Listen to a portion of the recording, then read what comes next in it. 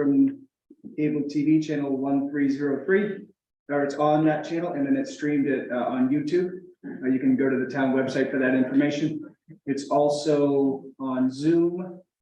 And if you'd like to ask questions via Zoom, please do. The chat function, is that on Zoom?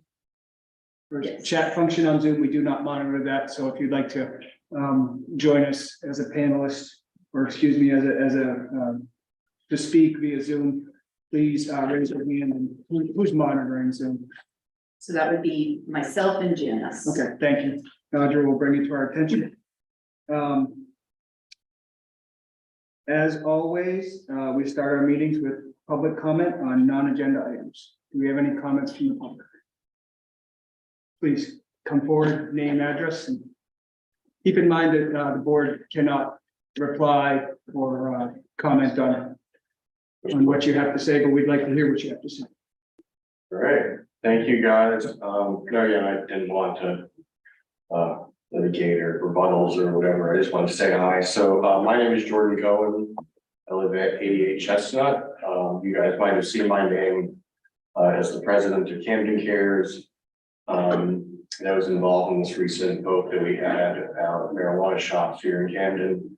I'm here by my own volition, just speaking on behalf of myself. I want to make that clear. I sent you guys an email yesterday with a number of concerns. I want to address those because they're all in email and stuff for you guys to consider about, how we engage with the community going forward. I mainly just wanted to talk about what just happened, and mainly that I hope that it won't happen again. I think that, I wasn't able to be here in person. I dialed into the select board hearing that approved putting the two articles on the ballot. I was away on a business trip, so I had it up on the screen at the hotel room that I was in. And I heard concern from some of you about the divisiveness of the issue, about how rushed that it was. And that perhaps if you had some more time that you could have put something together that would have caused less divisiveness in the town.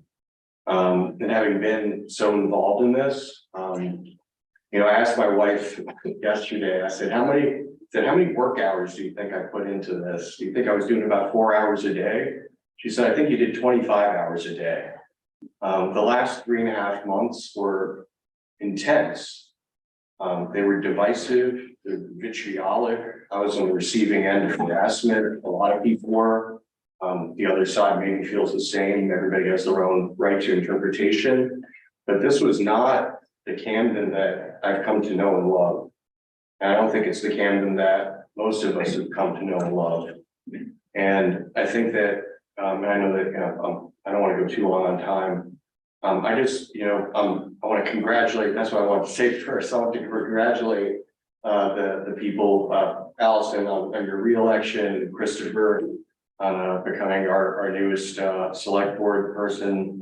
It's a big sacrifice and commitment. God bless you guys, because I know it's a big job and there are not that many people that would raise their hands to do it. So congratulations and thank you for your service. But I do hope that we can avoid this in the future. And I think that, you guys are elected officials. I love that we have this special form of democracy here and direct democracy, and I appreciate it. I appreciate that we did have a vote. But clearly, the select board voting 4-1 was not reflective of the town. What we saw on last Tuesday was overwhelming opposition. And what was in this room at that select board meeting, the only select board meeting that addressed it, was overwhelming opposition. The only people who spoke in favor were people who stood to gain financially. Everybody else had myriad reasons. And so that's basically it. I just wanted to say, I hope that we'll just take things a little bit slower. We have a new board here today. We have an opportunity for a fresh start. And I hope that we'll take matters like that, especially ones that are so divisive. We'll give them the attention they deserve, the research that they deserve, the thoughtfulness, just so that we don't have to live through something like that as a town ever again. I know that the wounds are gonna heal. I know that we're gonna move on from this. But it was not pretty. I think that a lot of you guys know that. If you don't know it, it wasn't pretty. And yeah, that's it. So thank you guys again. I appreciate all of you. I appreciate what you do. I appreciate that you guys take this time away from your own families, away from your own work in the service of this town. But I just hope that going forward, that things will be really deliberated on and the appropriate amount of time will be spent before we put things to a town vote. So thank you.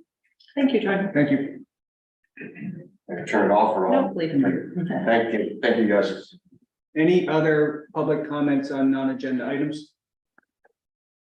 Seeing that there are none, we move on to the second. Before we do, I want to make a motion to add an agenda item. I would propose that we add it to the end of our action items list. And that would be to add an agenda setting meeting to the end of this board meeting. I'll make a second, I'll second that. Discussion, Yeah, sounds good. all in favor? Along those lines, I would like to make a motion that we also set an agenda item for the end of the meeting after Tom's item to discuss the select board bylaws. To set a date and time to review those, Okay, so or at least talk about what. that could be brought up during our agenda setting. Okay, Okay, okay, okay. That's the point of the agenda setting, is to basically talk about what we want in upcoming meetings. Very, Okay, so- very brief discussion. Go ahead. I mean, I guess. I wish I had a chance to think about, if I thought there was gonna be an open.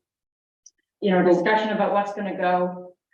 I could see that as a possibility going forward, but if I had known that was gonna be on the agenda, I would have thought about it Sure. more. Keep in mind that I think And I that haven't thought about it. I think that this is just. What I'd like to review is what we discussed at the meeting today. So at the meeting earlier today, we discussed EMS, a review for the town attorney, and a process for quantifying why we do these reappointments. Okay. And I'd like That's to, like a I'd like free-for-all. to gauge the board on how high priority those things are. Okay. So it has to do with agenda setting, but in the future, I would suggest that, we bring things forward at the board. I think this is a process that everybody's expressed that they'd like to go through, where we all have a little more say in what is brought forward to the public. I'd like to say that all of us should keep in mind that we're not going to be able to tackle everything at the next meeting. Sometimes it'll be something where we have to set priorities, but at least just give it a trial run. So if you're not 100% prepared, we'll make sure that your stuff gets included. Okay, yeah, just, And also, Do we need to vote on that? yes, we do. So I've made a motion to, we did, we voted. on that. We We voted. did, but we want to move the Elaine. That's right. We should look at it for the one motion. That's right. I'd also like to make a motion to move the appointment of Elaine Davis to the Pascal Fund Trust to the top of the action item list. Second. Discussion? All in favor?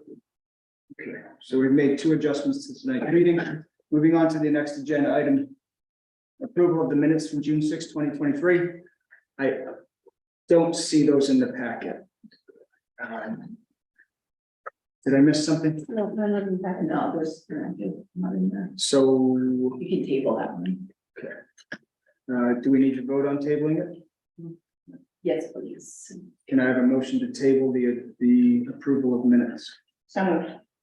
second, Motion made and seconded, discussion? All in favor? Move the minutes. Third agenda item tonight is public hearing. We have an application from Heartstone Inn at 41 Elm Street for an extension of their Class 1A hotel liquor license, which expires in November 2023, to serve alcoholic beverages to outside seating. Is there anyone from the public to speak on that? Please, to the podium and name and address. Hi, everyone. Lucas Kuhn. Last time I was at the podium, I was 16 years old. It's good to be back. Just moved back from living in Cambridge, Massachusetts, where I'm running a restaurant group. Hartson Inn is just aiming to add probably around 600 square feet of outside patio space where we can serve alcoholic beverages. The plan is to call it tea and tonic, and just to have our season's really small, and we want to capture as much business and revenue as safely and as effectively as possible. And we are just hoping to extend that through using all of the guidelines required by the town. Any questions? No. Any of you from me? don't Thanks, everybody. Just board discussion? Motions? Move that we approve the application. No second. Motion made and seconded. Any further discussion?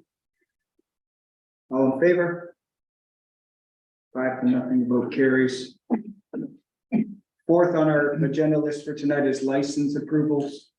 We have a license approval for a renewal of a victular and lodging license for May and June for the Anderson Inn at Quarry Hill, Blackberry Inn, Oyster River Wine Growers, and Subway.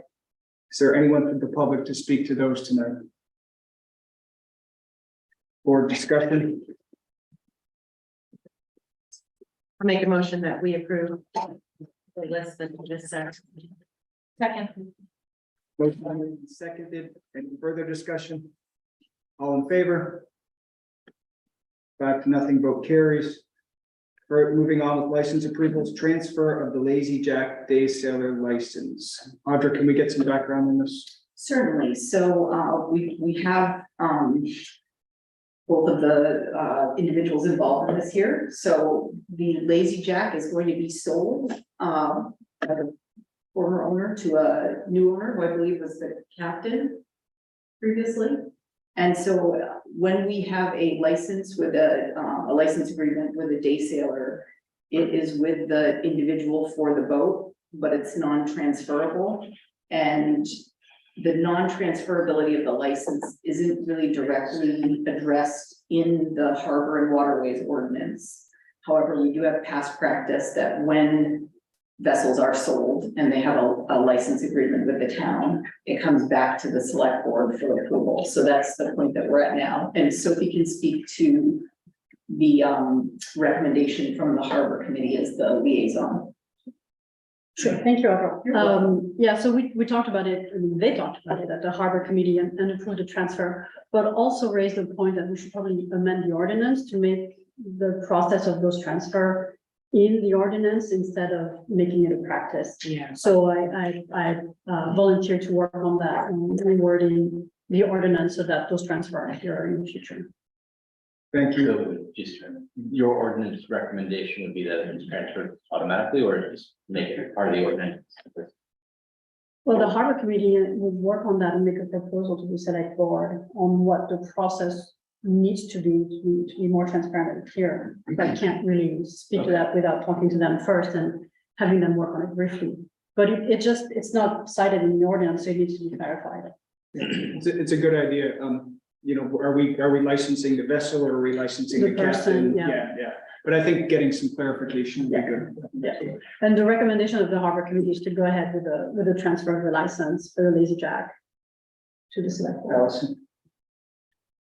So I'm just curious sort of what they discussed in terms of like how the decision should be made about whether it just gets transferred or it should be Well, usually opened back up again or. usually the harbor committee gives recommendations on approval of the license. Exactly. So the transfer of the license should be looped into the harbor committee process at one point, the same No, way. no, that's not what I'm affirming that, and I'm wondering, since they did look at it and they did make a recommendation to transfer it, what are the criteria that they look at for that?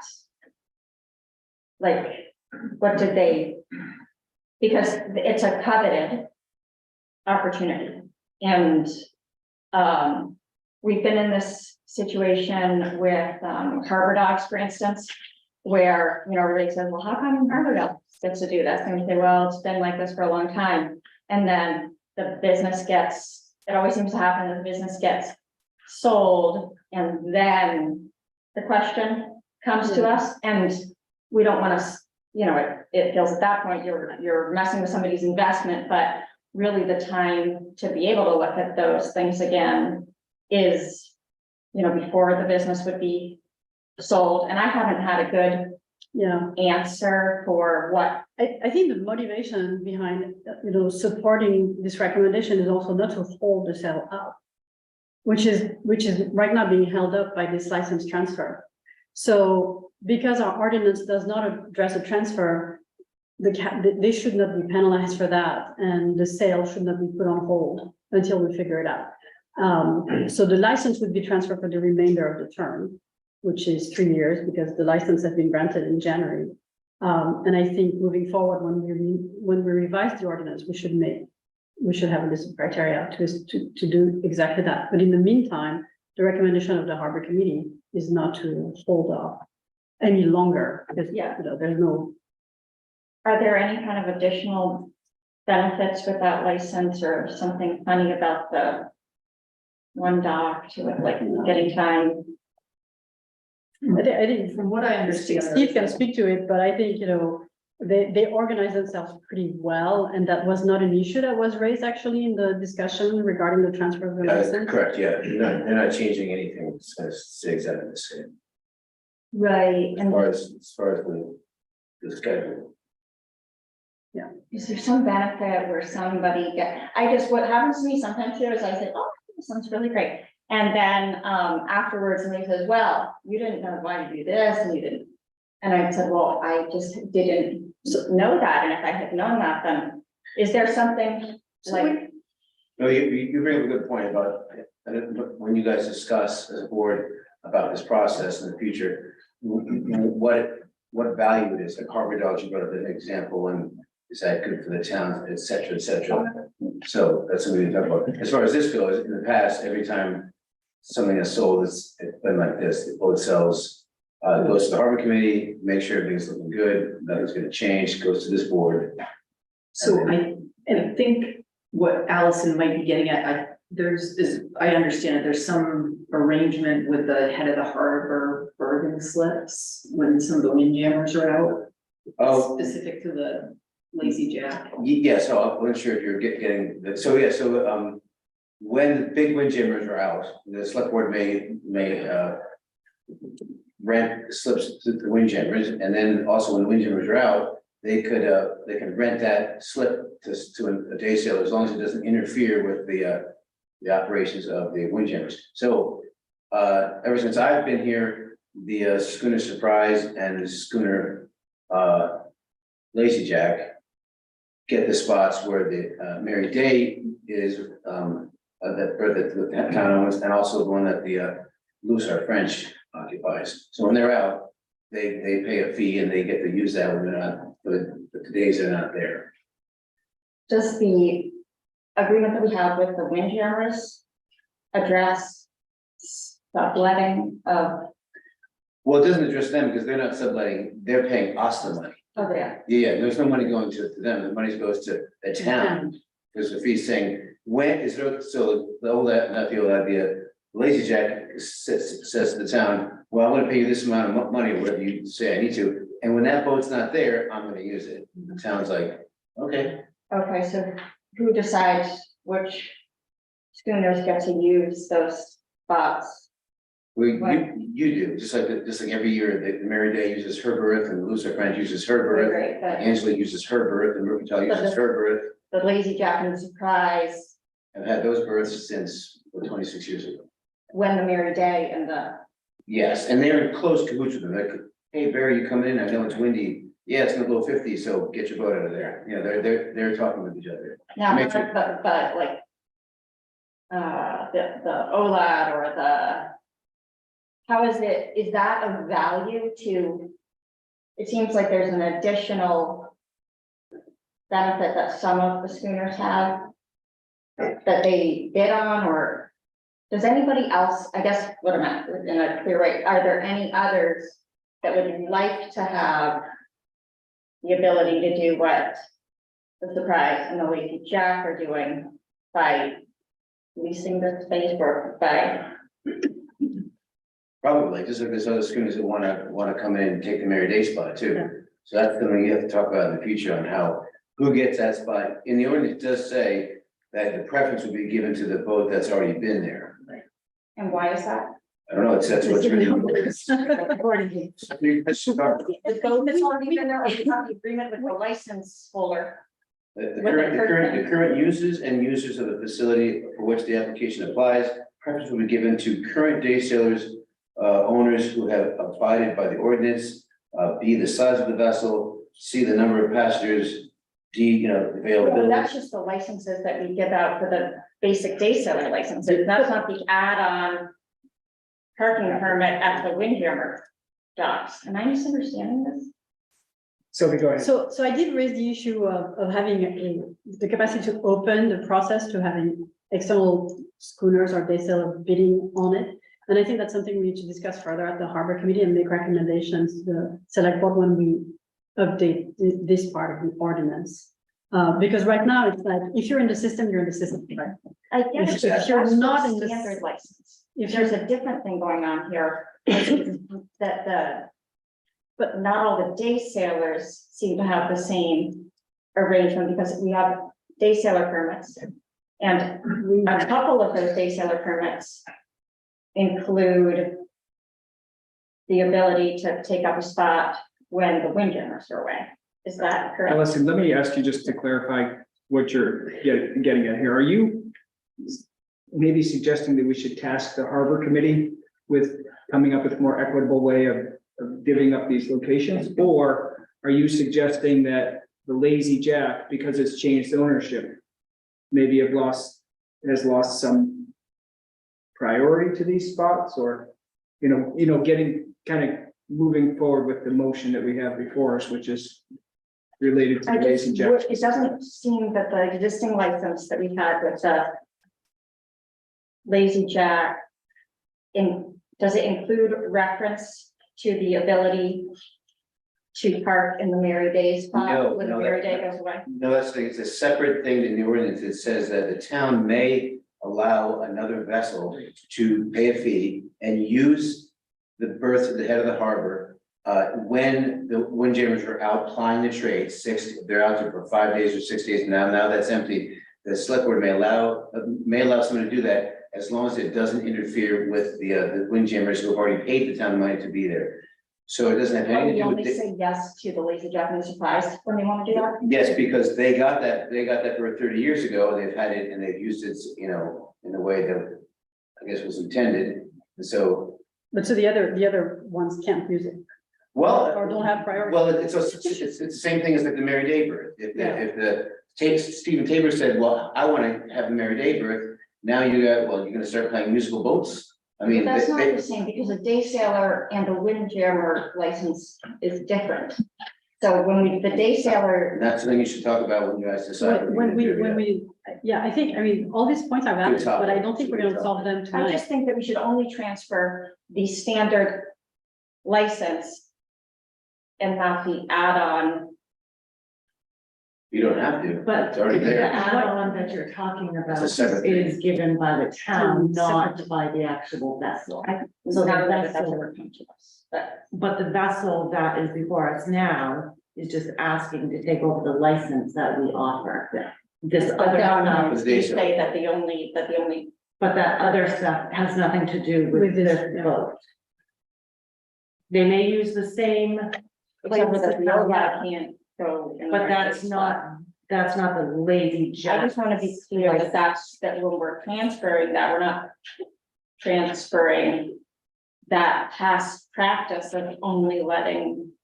That's a separate issue though. Is The it? Lazy Jack's license only applies to Lazy Jack, not to if, I'm just gonna say Steve Pixley or the town allows somebody else to use that. That's a separate You know, issue. if the Lazy Jack is allowed to use the Mary Day's spot. Right.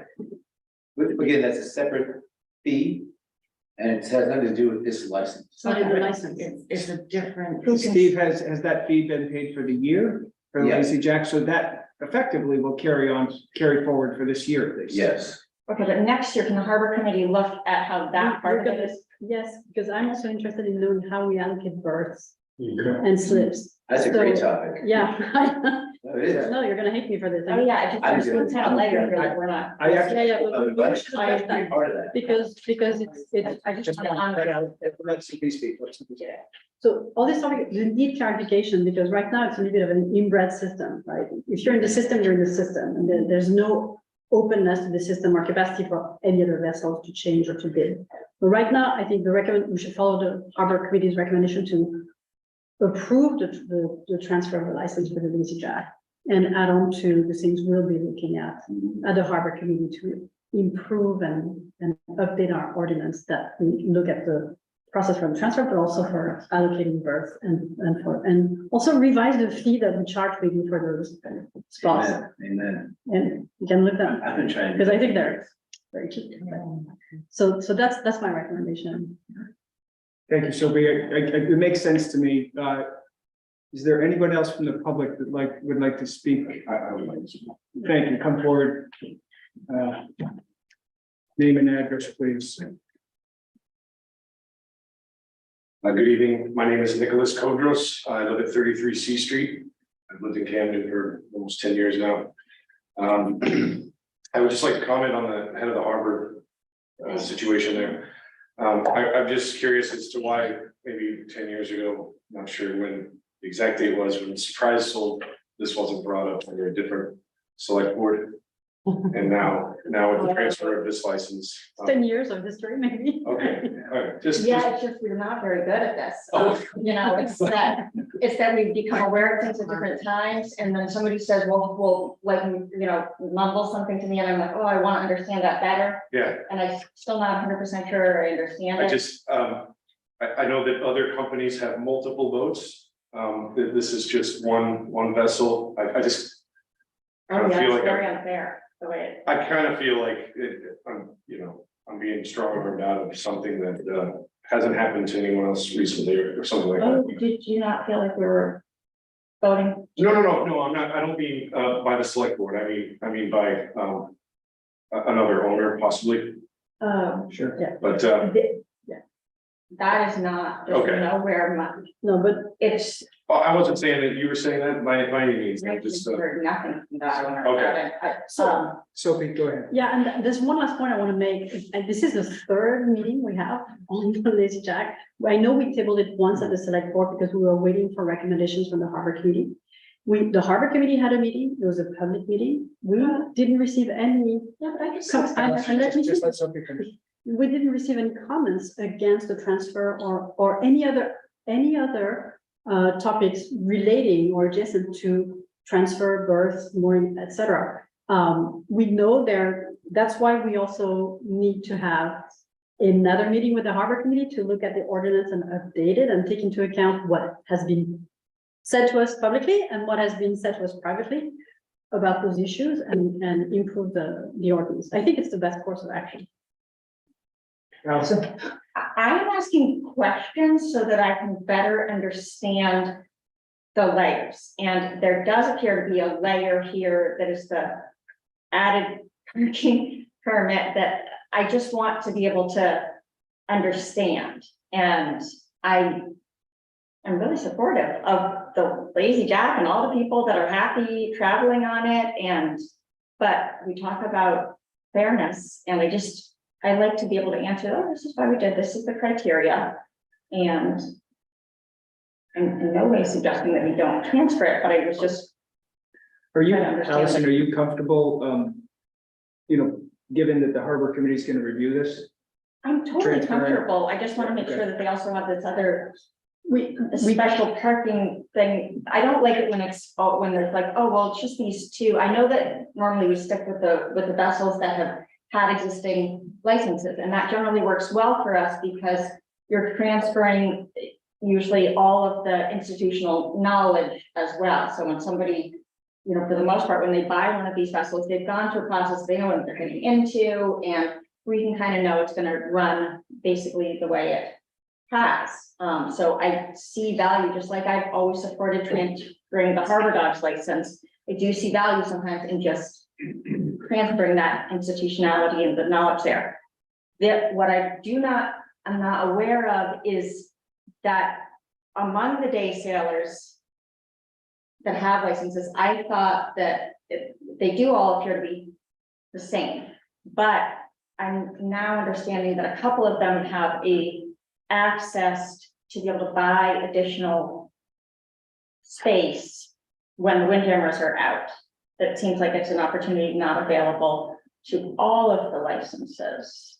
Ian, it sounds like the harbor committee is gonna look Look into that, Yeah. exactly. Which, I mean, it's good you have this discussion, because if that wasn't brought up, the harbor committee wouldn't have necessarily been tasked with looking at that as well. That, you know, the allocation of the windjammer burning slips when they're not using them.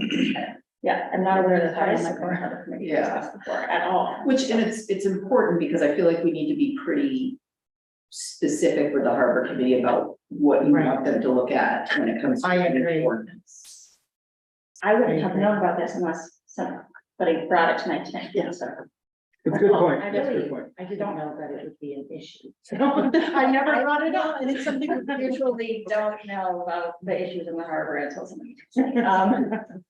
And I think it's great, you know what you're getting into, and you're Kind of. still wanna really, oh my god, no, actually, I take that back. Yeah, thank you. It's not as bad as. We- All right. I'm gonna make a motion that we approve this license transfer. Second, Motion made and seconded, discussion? So can I bring up one thing? So after, not, yes, I want you to vote on moving ahead with that, but after you vote on this motion, could you make another one about what you're tasking the harbor committee with? I think that'd be Yeah. super helpful. We have a motion made and seconded, all in favor? 5-0, motion carries. Thank you. Thank you. Nicholas. Thank you all. Good luck and welcome. Quick discussion about this task for the harbor committee. I'm gonna actually just turn it over to Sophie to quickly see it as she is the harbor committee liaison. So I think the things we're gonna be looking at, and Steve, I'm looking at you to make sure I don't forget anything. Number one is to clarify the process in case of license transfer in the ordinance, because it's not addressed. And especially between the select board and the harbor committee, just to make sure that the harbor committee can examine the request and make a recommendation. Number two, it's to look at the allocation of berths and slips, especially the two that can be rented on the spot. Yeah, those two extra ones. And number three, the fees, the rental fees for those berths. The fee schedule. The actual allocation of all berths. I think, All berths, especially those, should be looked yeah, at. we need to all berth. Yeah. Yeah. Is it? Agreed. Good. Hey, I love it. Anybody else? Any discussion on that? Is that also in your thought process? Does that include use of the finger floats? For example, if someone sells their boat to me that uses a finger float, does that mean I get No. a finger plate? Is that already established? So we're only talking about the day sailors and windjammers right now. We're Okay. not talking about either Because I the was private thinking- port or the finger floats. That's a different, I mean, we could look there into is a that. whole long process. There's a process for that. There's a wait list. There's a process when you want to rent your finger float or your mooring if you're not going to use it that year. I just wanted to clarify, because Steve said all berths. All berth, Yeah, all For berths windjammers for and- check and T boats. Okay. Yeah. A municipality that has a waiting list, that's governed by Army Corps, and we've adopted that, and that's already in place. Did you also address in that the question of, parking, it'll be in the license. I wasn't going to say that, but,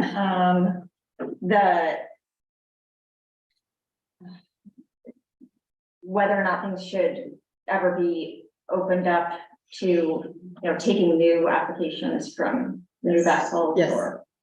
To me, that's one of the most important things to look at, because as I said, it's a closed process. If we have new ships, I mean, I mentioned the Hesper at the harbor committee. No, Hesper is coming. Yeah, well, they're mooring in the outer harbor right now, right? And they just here for a few hours, pick up passenger, but they're typically the type of boat that would be maybe interested in. I think there's a lot of. There's a lot of different, we had this discussion when Periwinkle went into the license as well, so I think there's a lot of things we need to put. To work on with the harbor committee on the education of those licenses and change the ordinance and make proposals to the select board. So can I wrote some things down. I just want to make sure that we are clear. Absolutely. Clarification of license transfers, allocation of berths. Yep.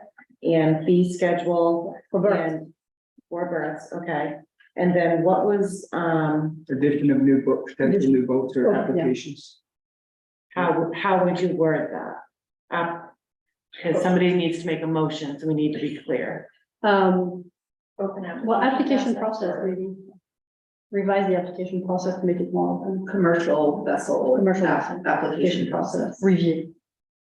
Commercial vessel. I mean, application maybe the process. answer is to keep it the same. I'm not saying that. Let's have the harbor committee work on this. Let's Yeah. not make a decision for now. That's pretty good. You're right, the harbor dogs, but So we in the need- water. not- Yeah, the whole public landing thing is another. Are you- Are you making a motion? I'll make a I motion. mean, since you wrote everything down. I will make a motion that we ask the harbor committee to do at least 4 things. Clarify license transfer, allocation of berths, fees for the berths, Birth fee schedule. berth fee schedule, and review the commercial application process and bring back Recommendation. recommendations. Second, Motion made and seconded, discussion. All in favor? Motion carries 5-0. thank you. Thank you. Thank you. Moving on to action items, moving the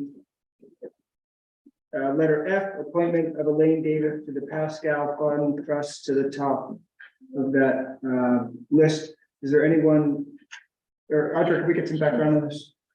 Certainly, yes. So the Pascal Fund Trust is a bit different than the other trust funds that the town manages. So it sits outside of the trust fund committee's purview, and the officials who administer that trust. Previously, they were voted in at town meeting, and now we sort of shifted to being appointed by the select board at the next meeting after town meeting or before. It really kind of doesn't matter when the select board does it, as long as somebody's appointed. And Elaine has served on the Pascal Fund Trust, I believe, for 2 terms now. It might be longer than that, and has agreed to serve another term. And she's got really great relationships with the Camden senior citizens and Camden district nursing. So she's very well plugged into a lot of the communities that would utilize this trust fund. So I see that there's a recommendation letter from Chip Late. Yes. He's the other trustee, or are there more trustees? There's more, I believe it's Chip Late, David Dickey, Elaine, and I think it's the 3, yeah. The chip is the more involved. I think he's the chair. Is a chair. I make a recommendation that we appoint Elaine, I don't have her last name in front of you. Davis, Elaine Davis to the Pascal Fund. Pascal Fund Trust. Thank you. Second. Motion made and seconded, discussion. All in Elaine's favor? so wonderful. She is so- I should have really Davis. All in That's favor? bad, yeah. All right, But I, motion carries, go ahead. no, sorry, I have, so do we need to change the ordinance that to amend it to make the select board appoint people that, we have to review all those positions that It's- were at town meeting, It's not right? in an ordinance, that's in trust documents. In terms of documents, Mhm. but the charter doesn't say anything. No. So it's, okay, so we're good. So We're we all- could eventually revise the charter documents. Should The trust technically fund- go on the ballot if what happened before was it was at town meeting. Or, I mean, I feel like this one is one that needs to go and be changed by court, so it's more. It's outside of what we're able to do as a town, or what you're able to do as a select board of the town. Thank you. We're just doing the best with what we have and. Okay. Moving on, action items, reappointments. The first one is reappointing the town manager pursuant to Article 2, Section 5 of the town charter.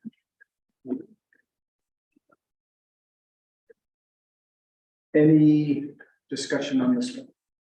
Well, this is similar to the discussion we had earlier today at the meeting at 2:30, where the select board is appointing an individual, and I don't know that there are definitive metrics that have either been asked of the direct reports or the town manager, or the select board has even said, what are your metrics that you measure yourself with, and where do you stand for that?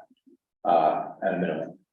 And I am a fan of making sure that we do have metrics that are key performance indicators that are used to determine someone's viability. Not, some say, oh, shoot, that can be just a negative thing. Well, no, maybe not.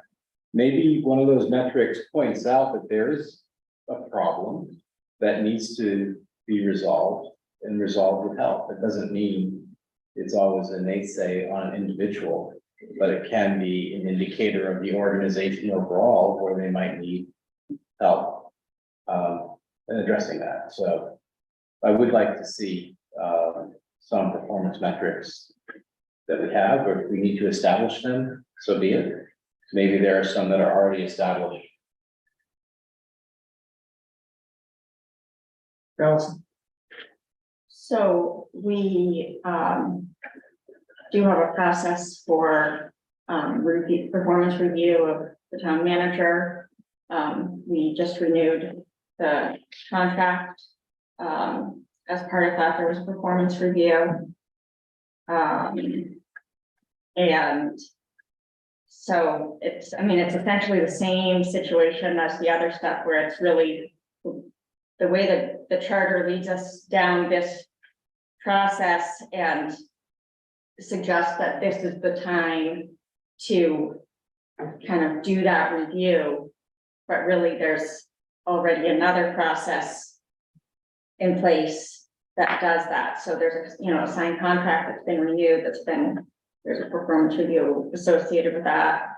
And I think it would be good to revisit what that process is and include that in, any of the sessions that we've already kind of discussed that we're going to have as a select board to talk about the process, but there is a whole performance review process that happens. And it is a little bit awkward, just timing wise. One thing with the revision of the personnel policy that we talked about, one of the things that I asked the HR consultant who's working on that for is just some samples of, town manager performance reviews, because I felt like that was something that the select board was interested in, changing exactly how that happens and what's included on that. So there will be some options for all of you to look at that we can do as part of the review of the personnel policy, and you can update sort of your process for how that evaluation happens. But it is a bit the timing is always awkward with this, because this is all, charter requirements and ordinances to reappoint these positions, and it's separate from, like we said, employment, and some of these are confirming my appointments. So it's just the timing doesn't quite line up with the HR side of things. Yeah. Or line up with what is required in terms of human resource management. Sophie? No, it's fine. I'm gonna save that for the next. Okay. Thank you. So is this all going to be part of the recommendations from the consultant? You mean like a different? Just like personnel related processes and Well, how we should improve as a select board? I mean, it's not, that's the problem with all this. It's just so separated from what you're doing as part of the charter requirements and ordinance requirements, they're just completely separate things, and I really hate to say it, but this is really just a formality. Yeah. What you're doing, what you did at 2:30 and then what you're doing now, it isn't really linked to the reality of how you manage a town anymore, or how you manage staff in a town. So I'm just trying to, answer Chris's question that, like you all said, there is a performance review. I think that everybody wants to change how that happens a little bit, and both in, kind of the way that it's structured and the, forms that you use to do it. So that's something that I've asked for some help getting some different options for you all. Could we possibly have something written up at some point about this conversation that we're having right now? Just, this is what the process is, and this is typical for town charters to include this type of ceremonial. I guess I would like to know from somebody that's an expert, whether there is value in this process, in having that all included in our charter, in addition to the other personnel hiring and all of that stuff, because it feels strange. And it seems like it's going to keep coming up. And if there's some value in it that I'm not seeing, I'd like to know that.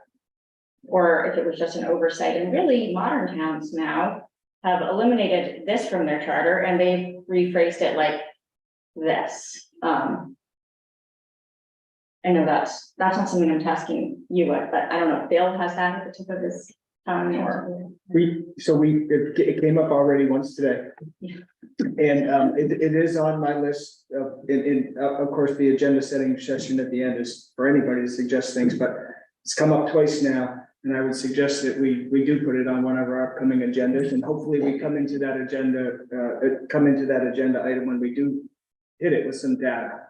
And some suggestions. And I mean, Yeah, maybe we could talk. sorry, this about is a finding something. slight aside, but we have talked about, going through 1 year where the of charter revisions with how the budget committee operates, and that whole process for, notice, and how the select board's involved in the budget process, and, just how that doesn't quite align with the timeline for getting ready for town meeting. So I guess my point is, if we're gonna look at that and potentially be ready with some proposed charter amendments for voters in November, I think it's appropriate to look at this as well and figure out if that's something that you wanna tackle. Might not be, you might wanna keep it how it is. And, change, how useful the process is for you all. But it's, we can certainly look at it. The consensus on the board seems to be that we don't want to keep it if it's going to be a formality. It's a formality that doesn't really get us anywhere. Yeah, no, I completely understand. I think the more that we can sort of pick out things that really don't have any relevance for how we all operate today, the better. It's just like the conversation we had about the harbor and waterways ordinance, and how we, because it's a big process every year to put out an advertisement for day sailor spots on the public landing, if we're not going to be actually opening that up to anyone else. What's the usefulness in going through that? So yeah, there's a lot of things that we do, I think, that we can look at and say, is this relevant to how we actually do business? Like on this, if we're going to make a vote of an appointment, again, whether it's Audra or somebody else, but in this case, it's Audra, as we're talking about, town manager. Are there metrics that you currently use to judge your own effectiveness? Or maybe nobody's ever asked you to do that. I don't know. I mean, we've used a bunch of different, in the 6 years that I've been here. So off the top of my head, I can't rattle off that, these are the. But when you evaluate yourself, which is basically what we're being asked to do in the appointment, what are some, you have any that can come to mind that you use, much like the way you probably do an assessment of those who report to you?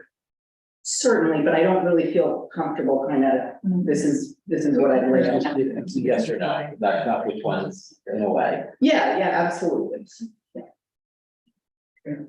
So, the task before us right here is to reappoint the town manager. I'm happy to carry on with the discussion.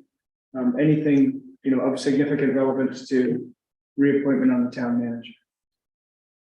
I would move that we reappoint Audra Taylor as the town manager. I second. Motion made and seconded, discussion. All in favor? 5-0, motion carries. Formally.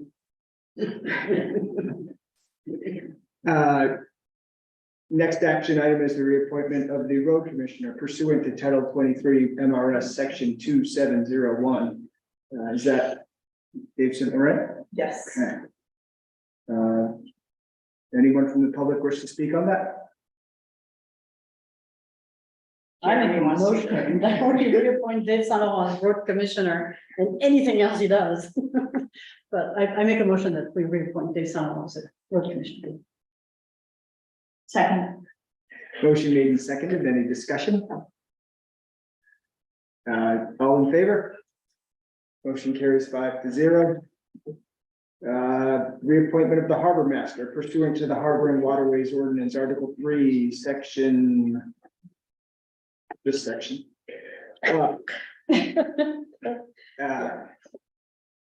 Anybody wishing to speak to that?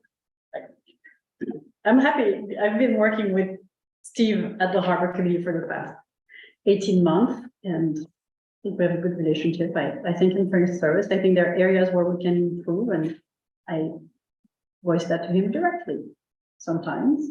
But anyway, Not allowed by charter. I know it's not allowed by charter, but I'm using my privilege of a select board member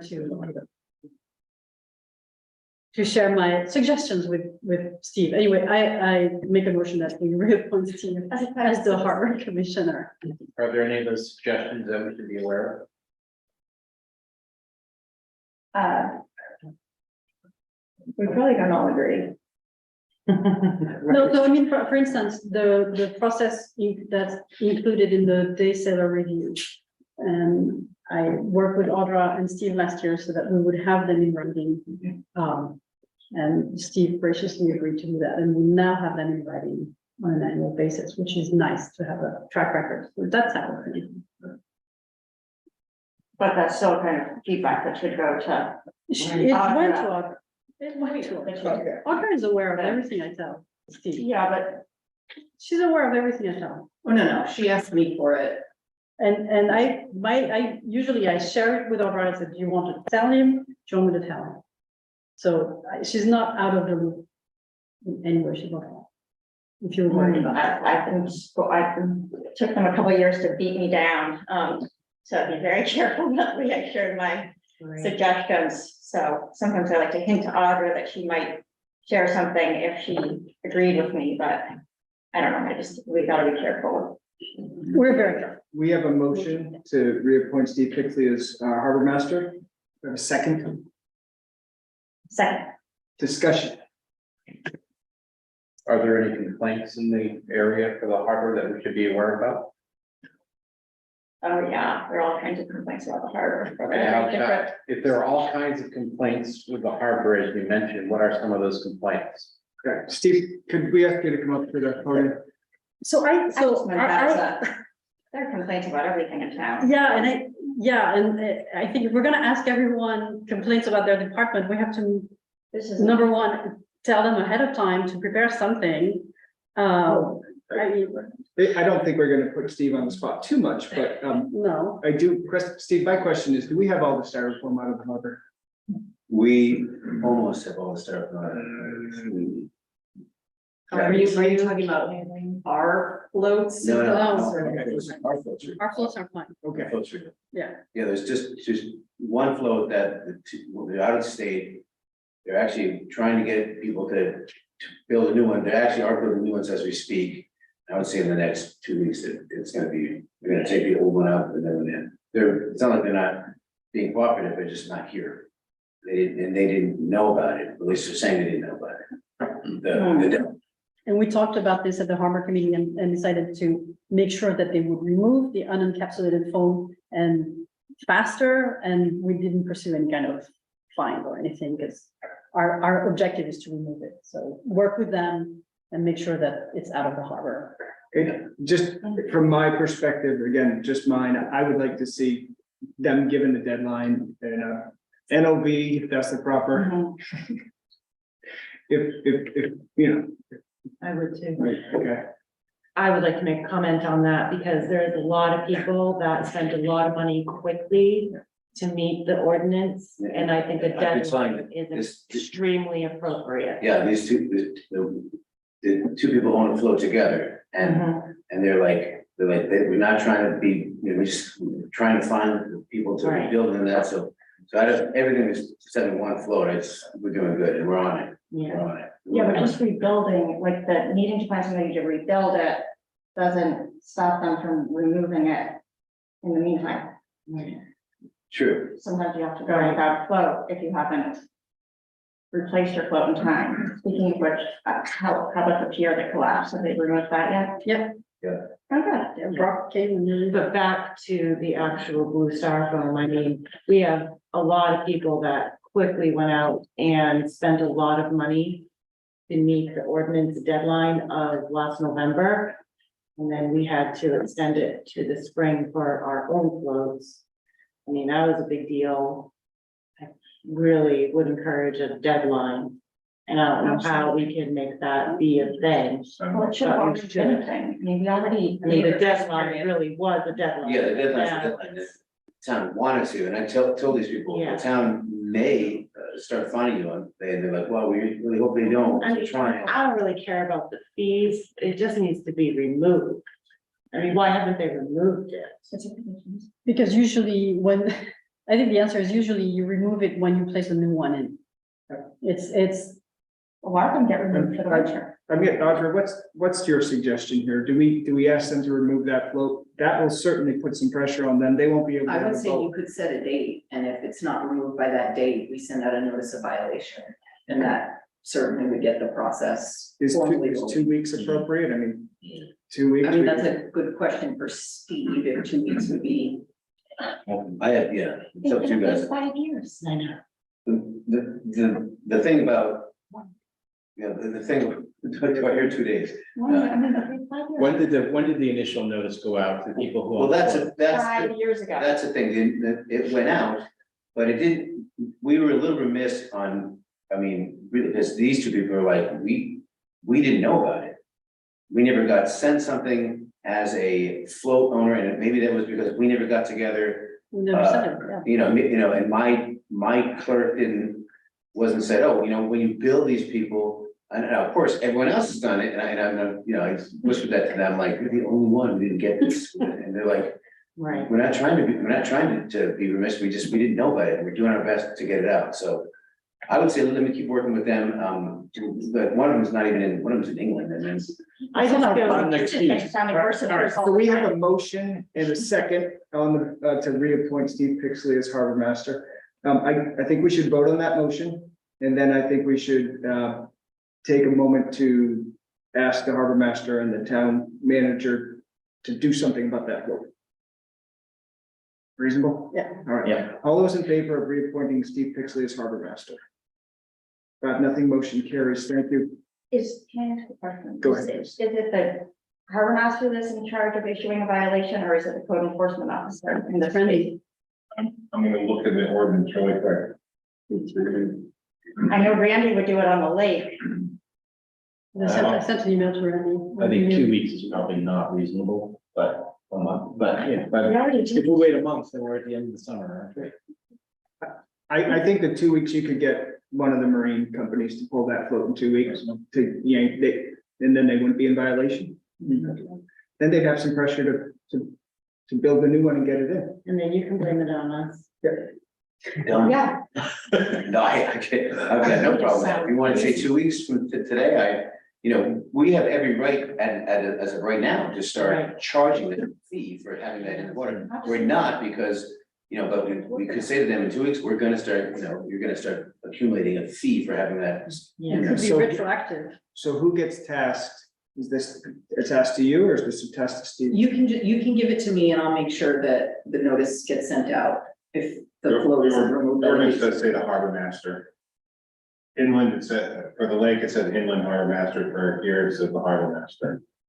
So Steve, the letter will officially come from Steve, Yeah. the NOV letter. So I will make a motion that we, ask the town manager to oversee her employee, the harbor master, and encourage him or ask him to have that float removed by July 5th, because July 4th is the holiday and that's 2 weeks. It'd be July 5th. You good with That's that? very gracious. I know Yeah. that's. That's my motion, July 5th. Usually all floats with styrofoam anywhere in the town, like on Hosmer Pond. or So we whatever. have that float in the harbor and that's where our ordinance lands, right? Right, since we're discussing the So, harbor. No, right. no, the harbor, I mean, it's all related Right. everywhere, The. in the waters too, Mhm. but we can do with that. separately. Should have done it with the police chief. I need a second. Second. Motion made and seconded, discussion. All in favor? Motion carries 5-0. Thank you, Steve. Thank you. Continuing on, a reappointment of the chief executive and administrative official of the wastewater department and of the superintendent of the wastewater department pursuant to Article 5, Section 7 of the town charter. Is that Dave Bolstridge? So because the wastewater and your role as wastewater commissioners is a bit different, where you're the legislative body. I'm the chief executive and administrative official, and Dave Bolstridge is the superintendent. And speaking of things that probably need to change, because it just is a big job, and for you to be officially in charge of the wastewater department, that took me a couple of years to learn that that was the case. Anyway, we may need to eventually Yeah, hire somebody that's can be fully in charge. if you read the charter about Yeah. your Relationship relationship to to that, it's really, it's a lot, and I would definitely like to look at that. You're thinking about adding personnel Or shifting it allow- around. to allow another administrative type body. Not another body, but I think, you know, really it's like Dave Bolstridge is the superintendent, and that wording for years to me seemed like Maria Libby is the superintendent of the schools. It seemed like there could be nobody higher, but then when you read it, it's like a lot of the responsibility actually is the town manager. I don't believe that we actually charge any of the town manager's salary to the wastewater department. Which like in Rockport, for instance, they take a portion of everybody's salary that's relevant. So there are times when the wastewater plant and billing and all of that stuff end up taking a huge amount of time with the town manager, which is essentially being donated by the town of Camden to wastewater ratepayers. And the way we structured it is they're supposed to be, you know, it's an enterprise fund and it's not supposed to be taxpayer funded. So are you saying that you recommend a title change or an organization change? Or a fund- Again, it's really not the to beat my own drum. It's not really the appropriate time to do this, but since we're kind of on the trend of talking about things that might need to be restructured, it always comes as a surprise to find that, you know, just the chief operating officer, and Yeah. so that would just, eventually we'll hire somebody. So again, you brought it up. It should be reviewed as, you know, as part of the charter, you know, possible charter or personnel related changes to be reviewed.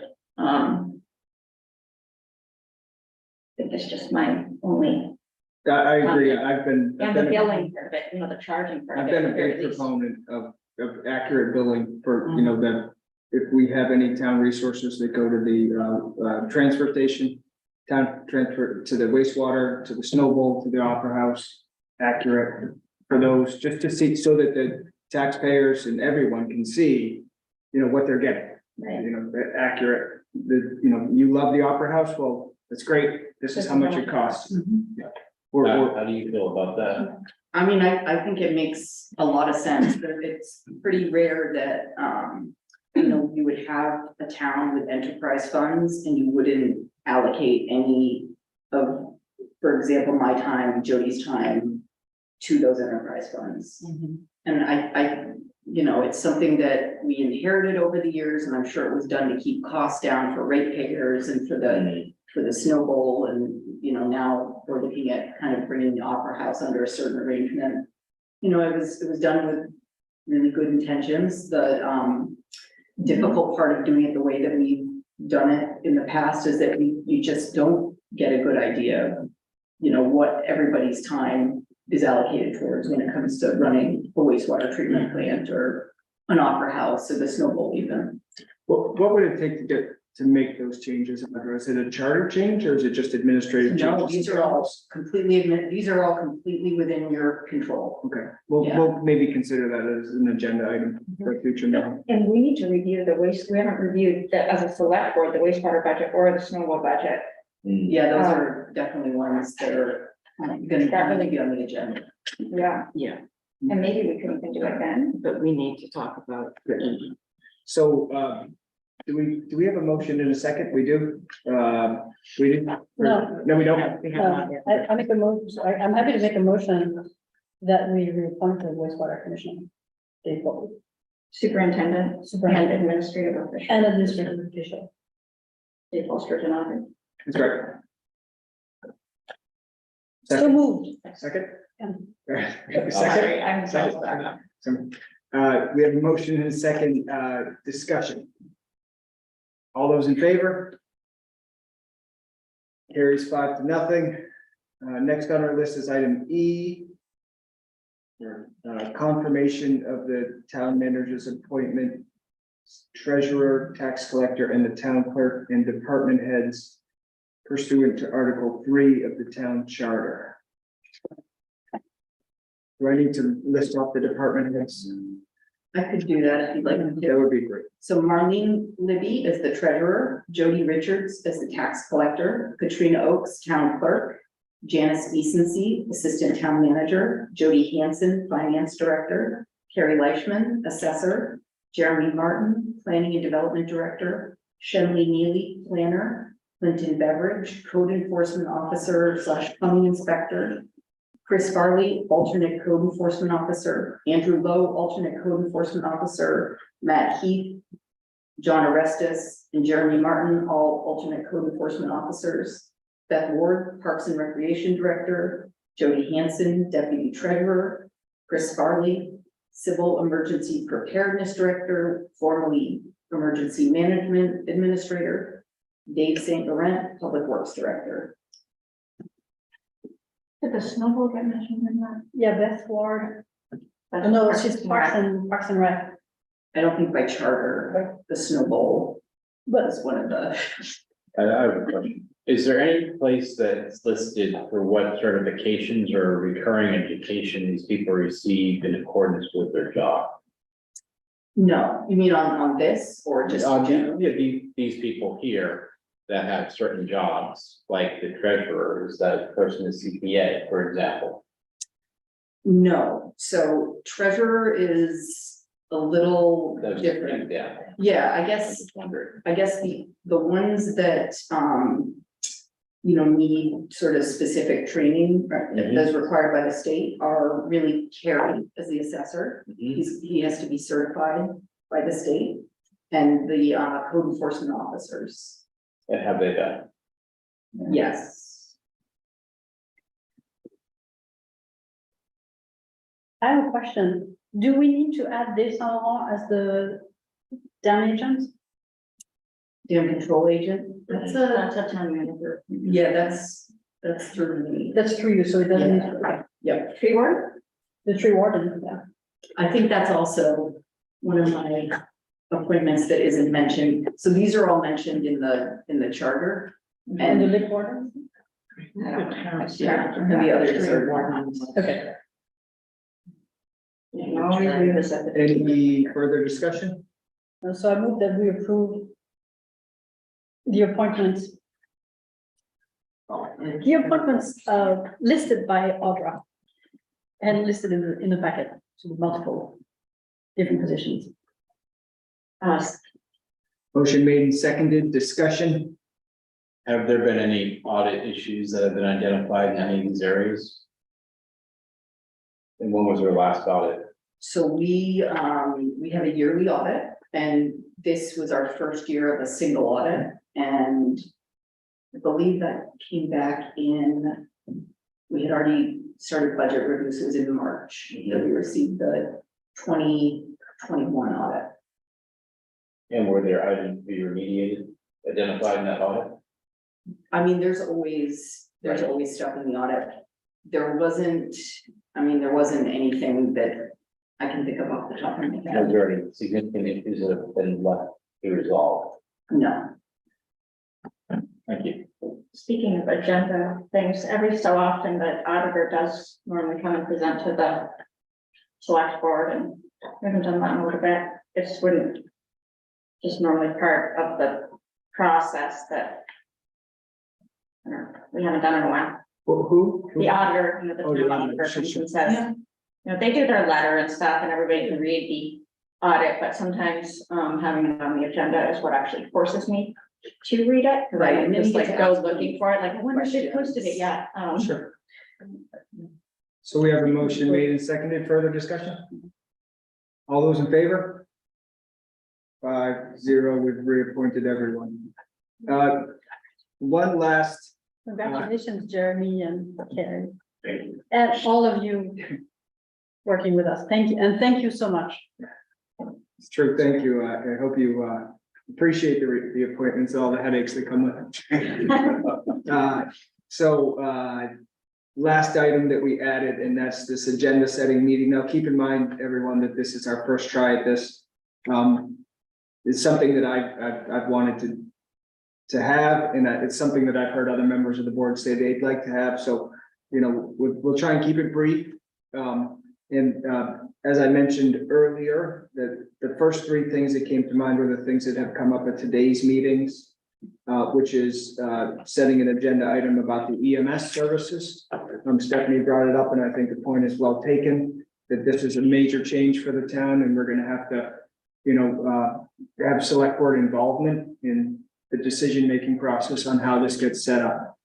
The second one was I think it's should be part of our duty, just like we do a review for the town manager, do a review for the town attorney.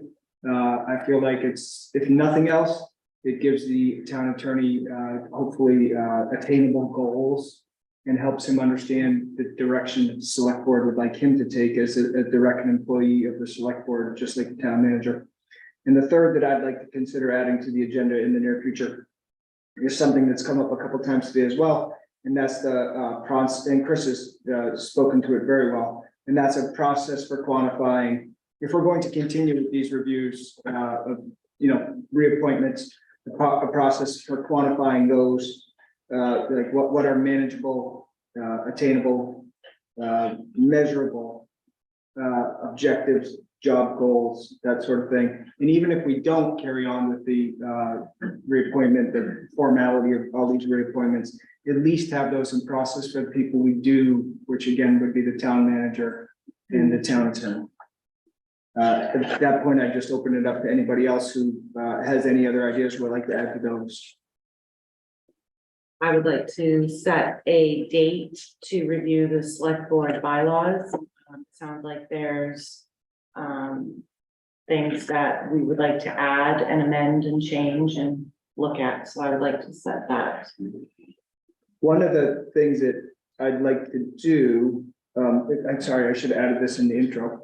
And that is, if we're going to have agenda items, that we have at least one member of the board who kind of heads it up, who spearheads the effort, maybe is willing to work with Audra on coming up with the agenda items, the educational packet that would get sent out to the board. So if we were to do that, Stephanie, would you be willing to, you know, you have some ideas about things that you'd like to address in the bylaws?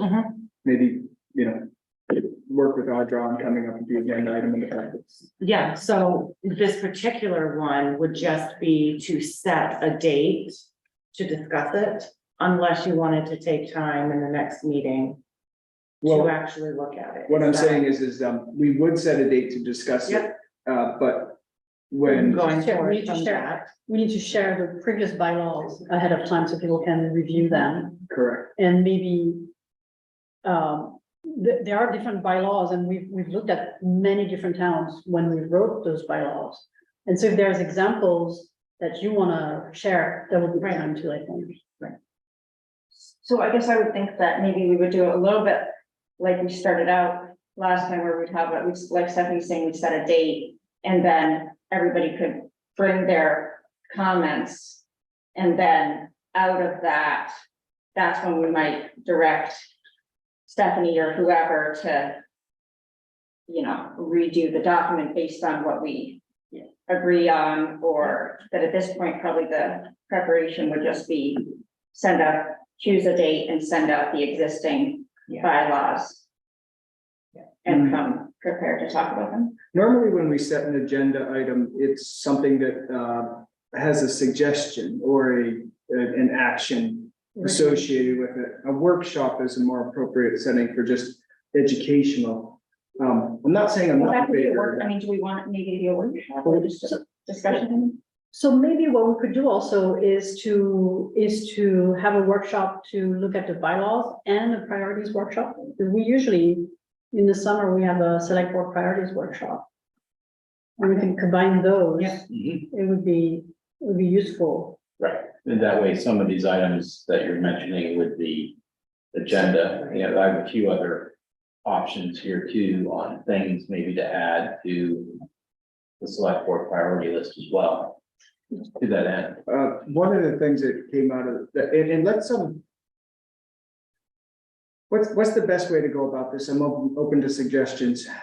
Last year, I think there was a general consensus that the priorities workshop didn't get us very far. I'd like to brainstorm on that. Maybe we don't decide right now, but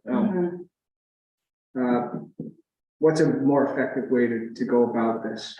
So I think right now setting a date would be good because it gives us a deadline. It puts, we're starting putting our ducks in a row, especially in summer, so people have other priorities than work now. And there aren't many meetings. Also learning a little bit about like, you know, that we've got the comprehensive plan, the downtown master plan, sort of projects that are in the works. And I know that one of the things that I lacked awareness of when I started was, you know, some of the things in the comprehensive plan or the downtown master plan or the, you know, things that committees have been working on for a long time, and figuring out how we can sort of have an awareness as a board of the existing things that, you know, have been identified in the comprehensive plan that we want to make priorities, or sort of how we can match that like learning process with any priorities that we want to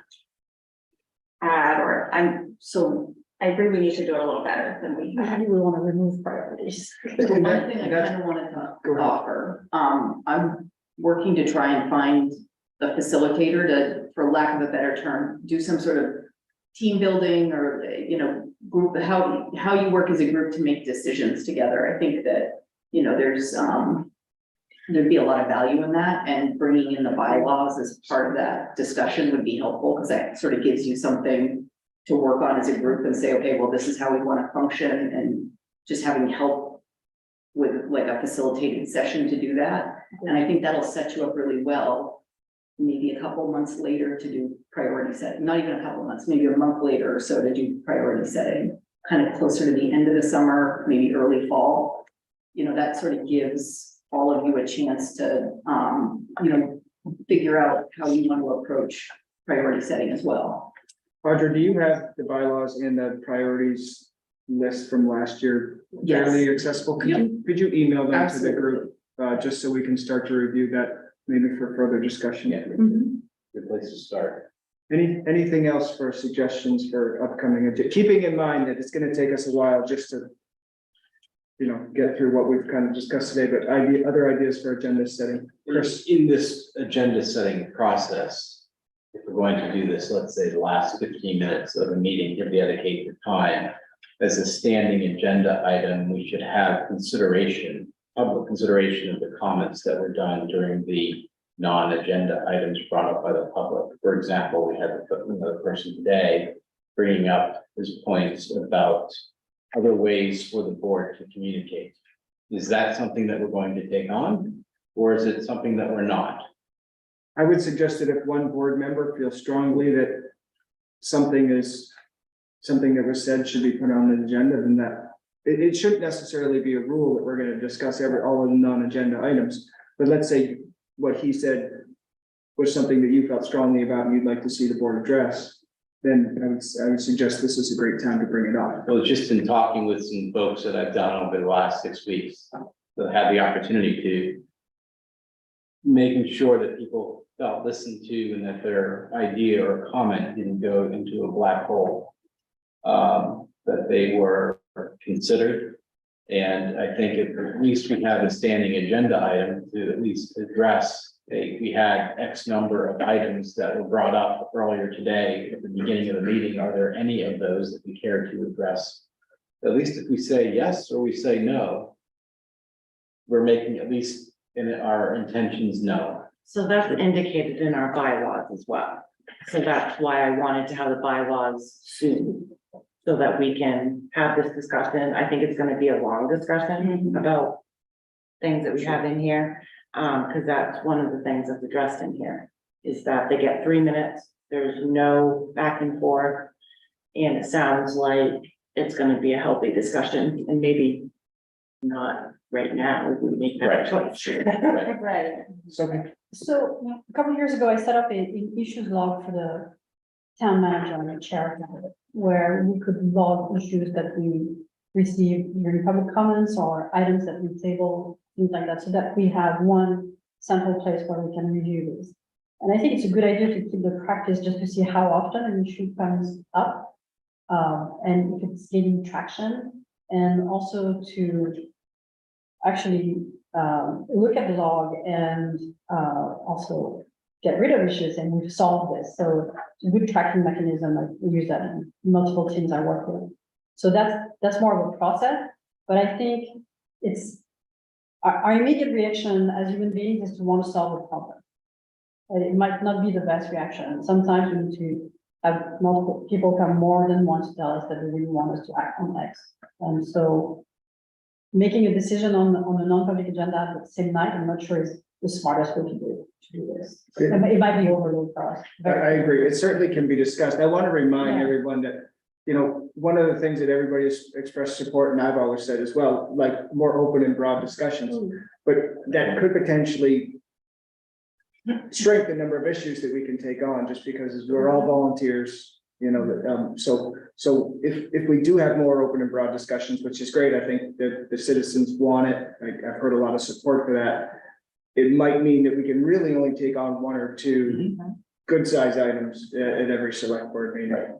So just everybody be aware of that. And also the workload that it could potentially impose on the town staff, which are already overworked. So we really have to be mindful. Sure. Well, that, of course, that would always go into the discussion of reasonableness. Sorry, Allison. Oh, no, Go ahead. I'm terrible, but I'm perfect. Finish your. Go Or ahead. Tom can decide. Yeah, Allison.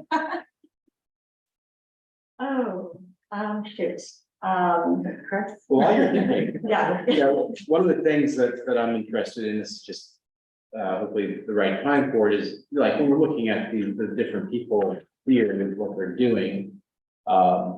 There probably should be something established as far as certifications and whatnot that we expect people to have in these roles.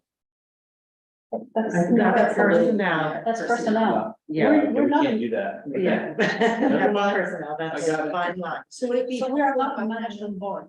Yeah, not a management. We're not a management board. Policy. I understand Policy that. board. And by policy, you can state that so-and-so, if they do this sort of a job, they should have this sort of certification. I We would know, I make sure think that you're all getting this- into what I need to do. very good. You got enough to do, believe me. Yeah. You got a lot of work. So speaking of that, here are the things that, I really need you guys to tackle over the upcoming, select board meetings. So we've got, setting fees in relation to the right-of-way ordinance that was passed. So there's quite, in a lot of these you're familiar with, we just don't have fees set for them yet, like, you know, those revocable licenses for the right-of-ways? It's a tremendous amount of work, and we charge nothing for that right now. So it's just one example, but there's a lot of other things that are gonna flow out of that we're gonna have to come back to you with some sort of fee schedule for and get your feedback and eventually approval on. Another thing, the Snow Bowl, wastewater and opera house budgets, those are all budgets that, we need to formally get approval on.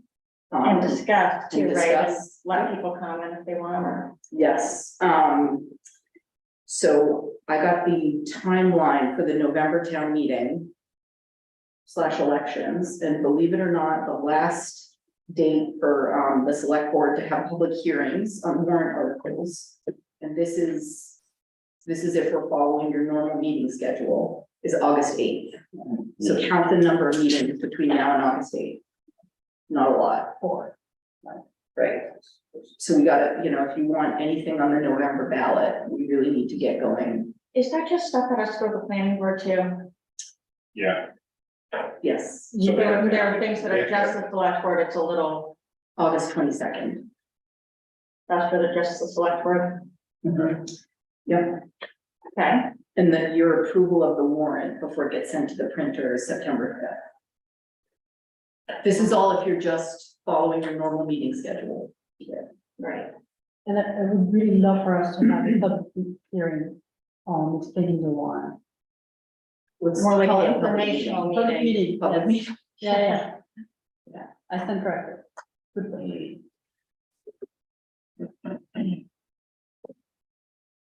Audra.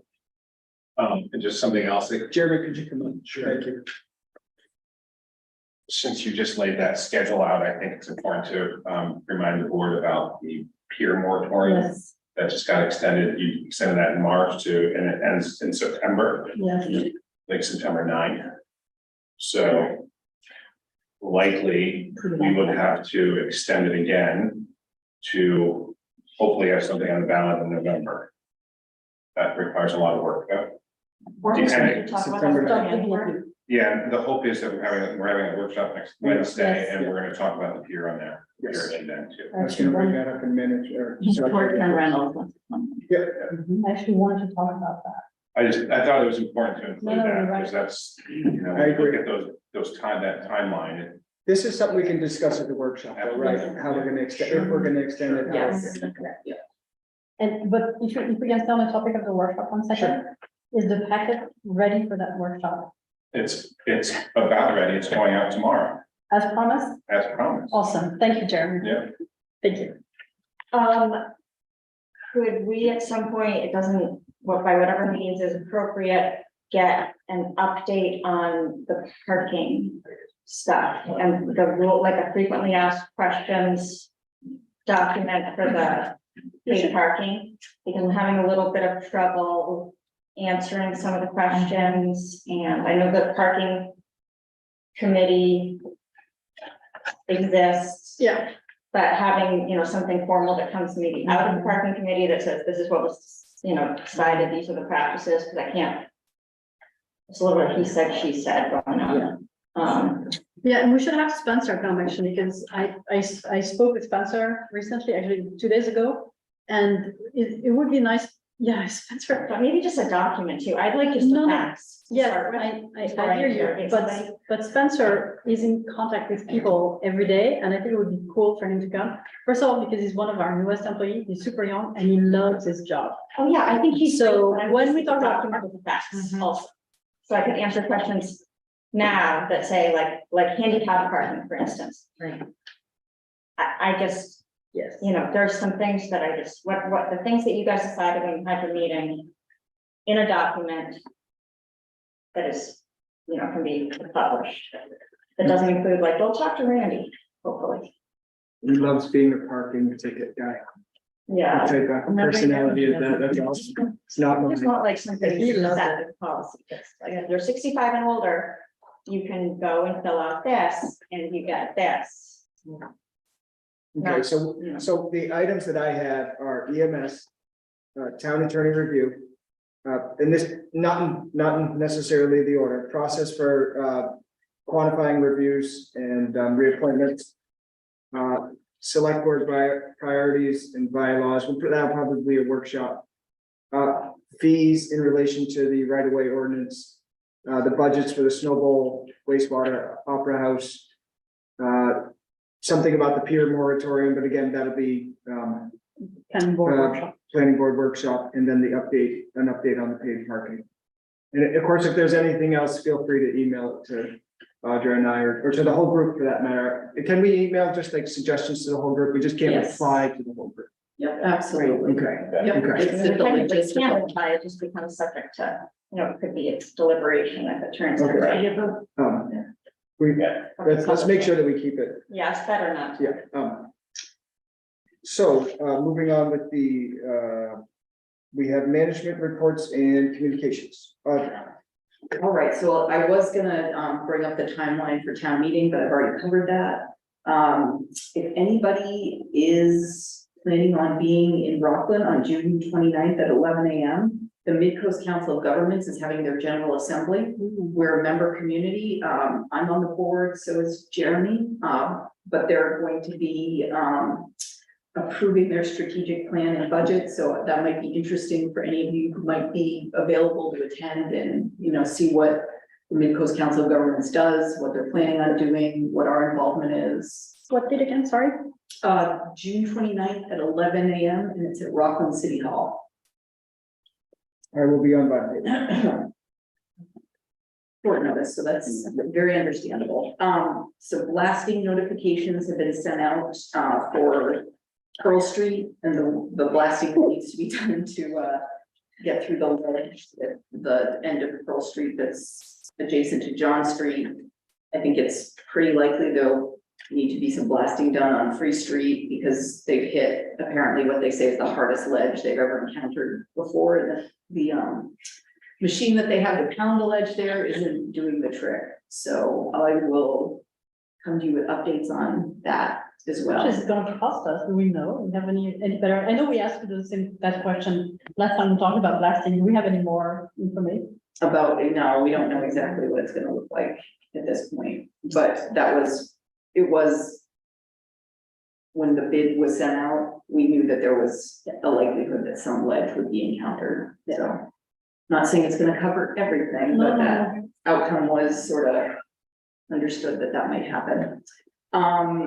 I just received some not great news on the Curtis Island front today, so we allocated 55,000 towards just the repair of the roof from the damage that, well, it was gonna be the replacement of all of the shingles on the roof and, all the roofing work, not just replacing the shingles that were sort of torn off during the December 23rd storm. However, when they looked at the condition of like there's just like a lot of carpentry work that needs to be done before the roof can even be repaired. And they're thinking that's looking like a job that's gonna be well over $100,000 and we have 55,000 allocated. Does that include the sills too that are rotted? Yeah, sills, yeah. Sophie, go ahead. There's a lot of interest from a lot of people, Audra, to work at Curtis Island, to volunteer hours of work, of labor. I think it would be great if we could organize something, because I'm pretty sure if we organize like a, summer cleaning day at Curtis Island and fall cleanup day, we would get volunteers, because I kept being asked all the time, we need to, and Curtis Island it's the first thing people sail into Camden see. So it's kind of And I guess the problem is we're at the stage where we need money. it's not just volunteers, it's Well, pretty but- specialized carpentry, so. Yeah, Yeah. but There's there's a lot of So- goodwill, people want to do something about it. So I would need to send you an email, but I think we could organize something. My list is getting longer and longer on this thing. Of people who want.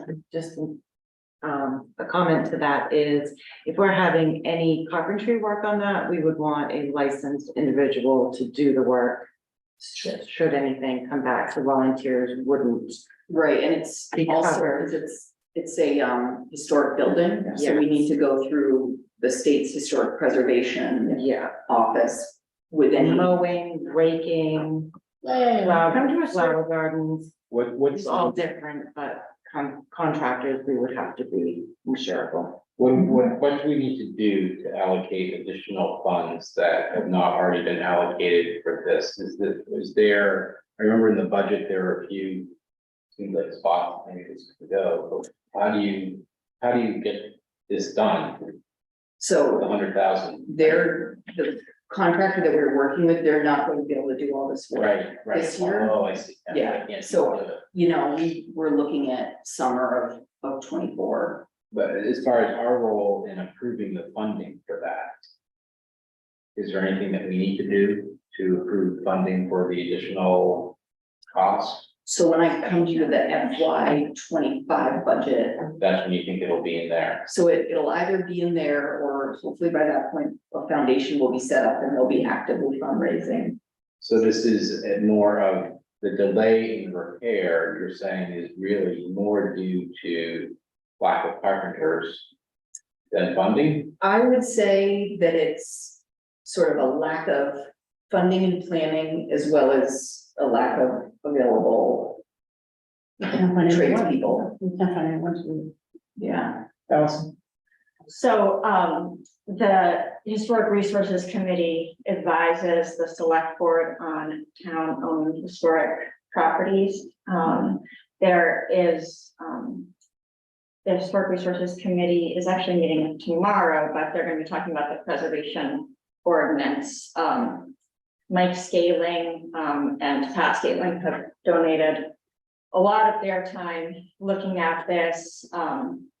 Casey Leonard, they've been sort of working as a subgroup of the Historic Resources Committee to look at different ways we could move forward. Unfortunately, all of them are sort of expensive so far, even the suggestions so far about how we would move forward with fundraising. So, yeah, so, but if I would think if there's interest in volunteers and all of that, getting in touch with Mike is already working. Mike Scaling and with, and to, you know, to Parks and Rec thing too, so. But the Historic Resources Committee is a good So avenue to discuss some of that. is there anything that we need to do as a group to get this done sooner? I really think we're kind of Probably should in a have jumped place on where, this. what's that? Just if we probably want to get some grant funding for it, hopefully, or some private fundraising, and so if we just jump in and find a way to fund it all through the undesignated fund balance or something like that, then.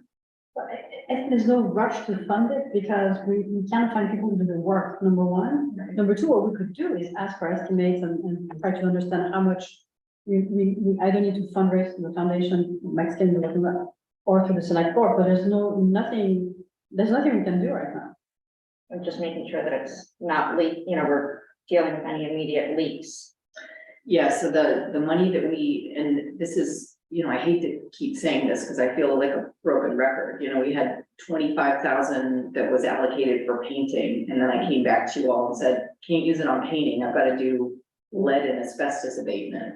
So now I'm coming to you and saying, sorry, can't do the roof, we just need to sort of weatherize it and get it to a point where it's not gonna degrade any further, so we can do more sort of assessment and planning and then Yeah, raise more funds.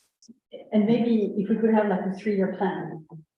You know, Yeah. so we can accrue reserve and things like that, because it looks like we're gonna have more work to do than just shingles and. Oh, yes, yeah, I'd say the whole envelope of the building needs to be. So Audra, to wrap this one up, you're saying that you're gonna have a contractor do the most urgent work, and there's no further action necessary by the board at this time? No, I'm just making you all aware because, you know, there's gonna be some forward movement on accepting money from a foundation, or, you know, we're gonna need to look at budgeting for it into the future, so.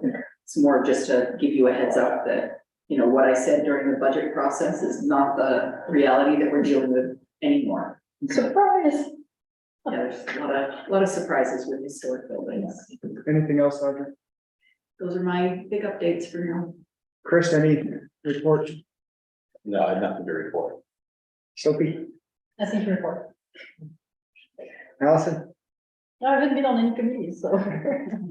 The Historic Resources Committee is, meeting tomorrow to talk about the preservation ordinance, the Pathways Committee. One of the things, Chris, maybe this will be of interest to you. I was thinking about recruiting you to maybe join the Pathways Committee a little bit with me with the, one of the things we had talked about before a lot with this Route 1, what are we calling it? The Route 1 North expansion, widening, improvement, drainage improvement project. The Pathways Committee before had been pretty involved in making recommendations about the cyclist safety enhancements, and most of that is sort of already been hammered out and agreed on how wide the shoulder is going to be, but there have been talk before about like the things that are allowed to be painted in the shoulder, how to indicate to motorists that like some places have the signs that say cyclists have to be given 3 feet, you know, different things like that. So making sure that we don't miss the opportunity to, you know, have Where exactly is that? I know you said. From the state park to the Lincolnville town line. So the state's doing it, but we get to tell them how to paint it. We get to make suggestions sometimes. Really? So like, for example, at, you know, sometimes they say no, sometimes they have a range of things that are acceptable to them. You know, some things, if there are requests, they'll do it. For instance, the signs that are up,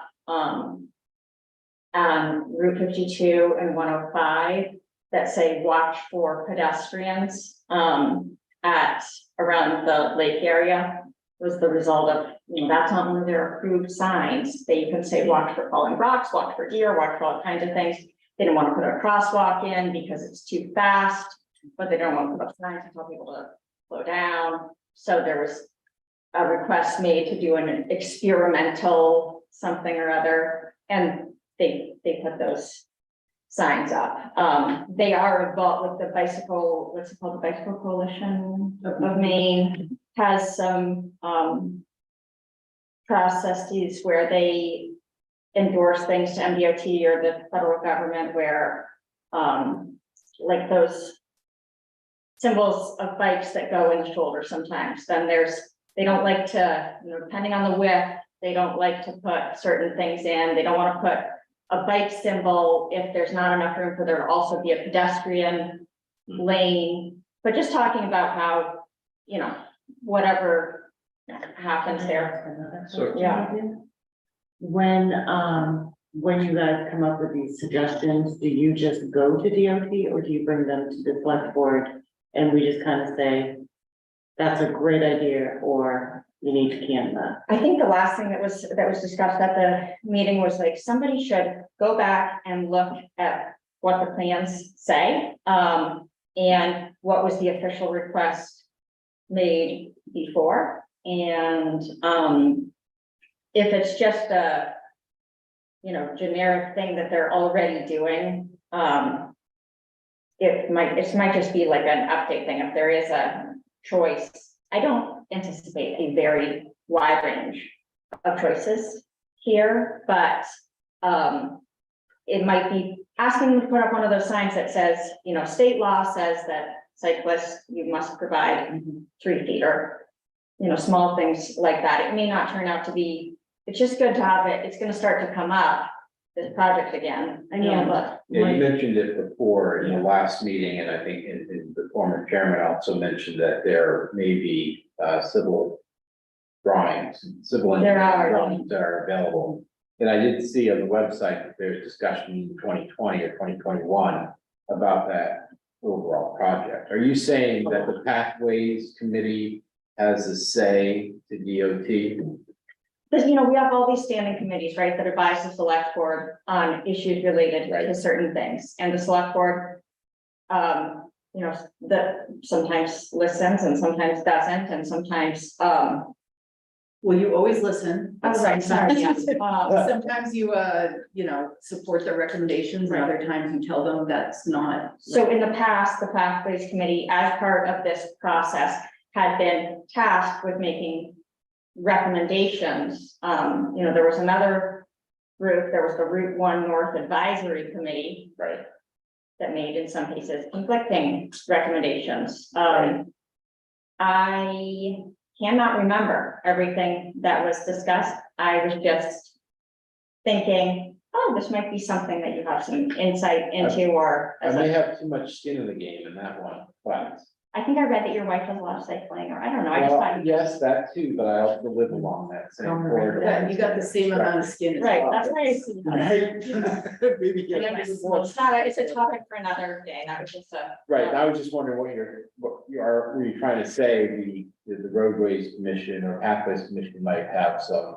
Either insight or some say in redirecting DOT or in this. Really, sort of like, we should all look at it, and if, Okay, maybe there's, I can't remember, there had been a lot of discussion before.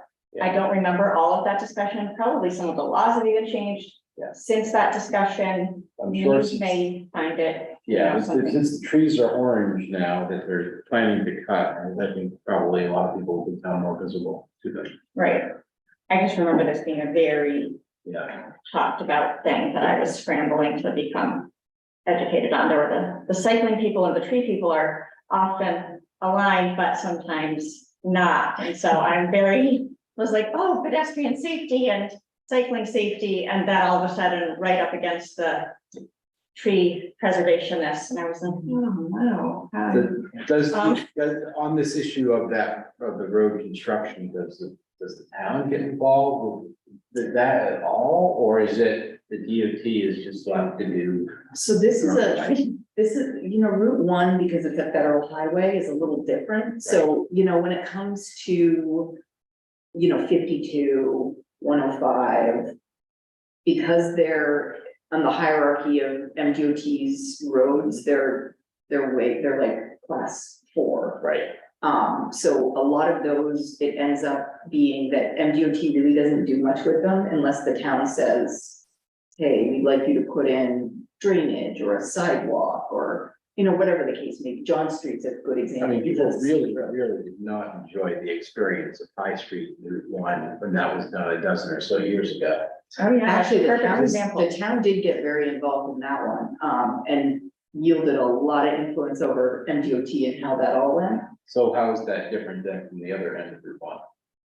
I honestly think that they have their standard with that one, and because it's a little further away from the downtown area, they're kind of sticking to, this is our standard, we're gonna replace these bridges to our standard. We're gonna, underground drainage where they're just a bit more, because it's not as dense an area, it's not as visible.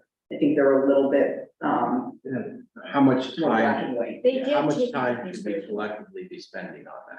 I mean, if we don't have any influence, there's probably not a lot. It's not, yeah, this is just like a little thing, like, maybe there's an opportunity to request that they put up a sign or something, a very small thing, but it might be something that it's not a very high stakes thing, but the town did have influence in the process by saying, can you save this tree? They can do little things, and all of that has already been decided with the plant, but I think it's been this always happens, it's been a long time since we've looked at it. And there might be things that once we go and look at it again, we're gonna say, and you might wanna be prepared. Sometimes there's flexibility with line painting, like if there's a chance, they might say, do you want bicycles or do you not? There's a chance, individual citizens can lobby them too, yeah. It's probably taking more time than. I mean, if anybody, I would suggest that if anybody on the board wants to review those civils, they're usually updated on the DOT website pretty frequently. Certainly the construction documents are there. I can send you a link. I look at that stuff all the time. And if you have some suggestions, it would be worthwhile to email them to Audra or bring them up you know, at the board meeting, I suppose we could, because, you know, if you see something that you feel significantly about, Yeah, the pathways committee. And yeah, I just think it's gonna end up being like this really disruptive thing that we're gonna end up being forced to talk about. And that it just should be on, maybe could be on everybody's radar. But it doesn't have to be. Anything else, Alice? Any other? Did you with the library board of trustees? Oh, yes, I attended a library board of trustees meeting, and they discussed the appointment of, or the nomination recommendation of Jacob Garrettson. That was a great discussion, a unanimous nomination that will be coming to us. So that all of them include the resume there. That was good. They are working on the Camden on Canvas. They actually gave me some rec cards that I don't know what I have. They're doing well with their budget this year. Everything. It was a good meeting. There's a little talk about the hedge trimming, the invasive barberry, difficulty of pruning that, eventual conversations about whether it's the right choice there or not. There's going to the garden club tour is going to be going through there. Check out their website. Really, there's lots of stuff going on, a lot of fundraising related things. But yeah, no issues at the library board meeting. What about the library roof? When does that come into play? With the library roof, hopefully not for quite some time. Oh, you mean the green roof? Is that Well- part of the discussion? Yeah, that's another, there's a lot of discussion about that. That didn't, very quickly, the speculation as to whether or not there would be a time when that would fail and if it should be replaced preemptively or not. And, I think at this stage, we're not, looking to preemptively do that. But there's a bunch of, just some email back and forth and some stuff if you're interested in that topic. But, all of these buildings are just endless money pits. And it's, Except this money pit poses the name's only gold star library. oh, yeah, I mean, it's a wonderful library and the roof is not leaking. Yeah, and that roof, it was designed to be there forever. It's like a landfill cover. Yeah. And I think there was a concern that because the warranty was ending, it needed to be replaced, but And I mean, there's so many things that we have warranties on and they only last for so long, and just because the warranty expires doesn't mean the product's no longer any good, and that roofing membrane should last it'll outlast all of us sitting here in this room. There are some things with like Nikki's office, they've had some targeted issues that don't appear at this point to be related to like an overall failure. But it is good for us to, talk to the library board every so often, on the long list of things that we need to keep each other updated on. Mostly so we determine whose responsibility it is to be setting aside funds and how we would decide, how to use them. Thank you, Allison. Stephanie? So I just have one thing to briefly bring up. July 4th fireworks presented by the Camden Area Business Group will be going off this year. And Camden Area Business Group is like umbrellaed under the town somehow, correct? No.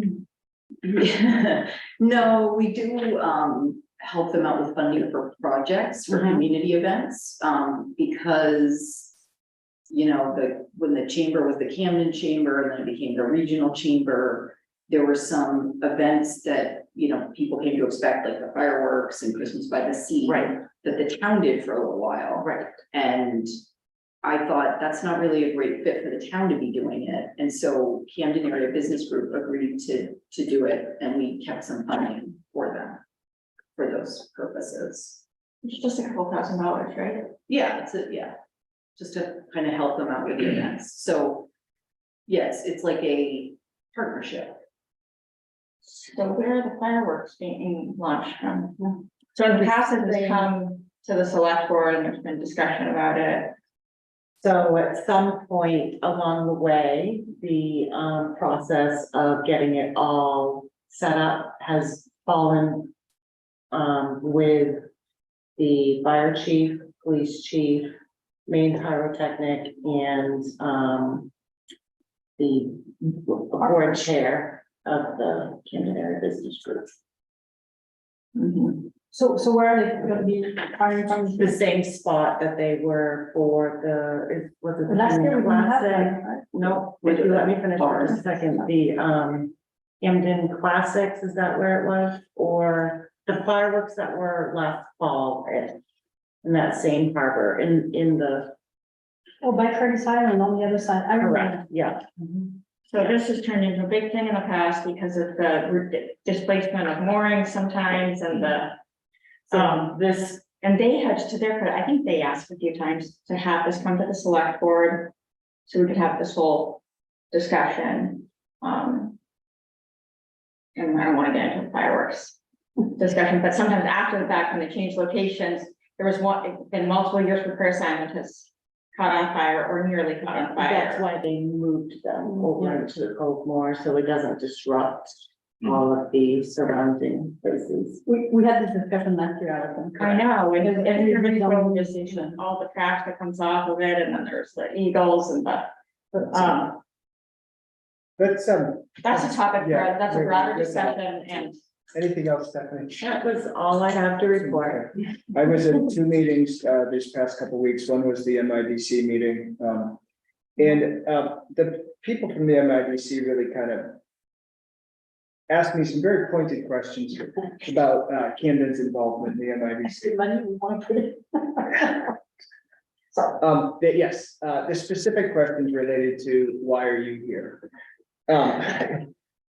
So it is something that I'm not saying that it needs to be as high a priority on this agenda list upcoming, but I would like the board to discuss it a little more broadly. Our interest in being a part of the MIDC.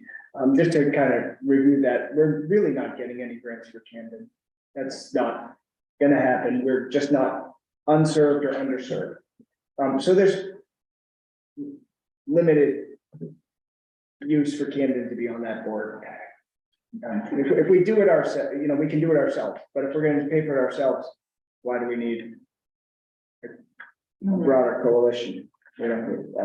Which sometimes turns into trouble when you're in a broader coalition, but I'll leave that there. The other one is the planning board. They had a meeting on Wednesday or last Wednesday about short-term rentals and piers. I think they've made a lot of progress on those and they're ready to present to us or have a joint workshop with us. That is scheduled for June 28th at 3 p.m.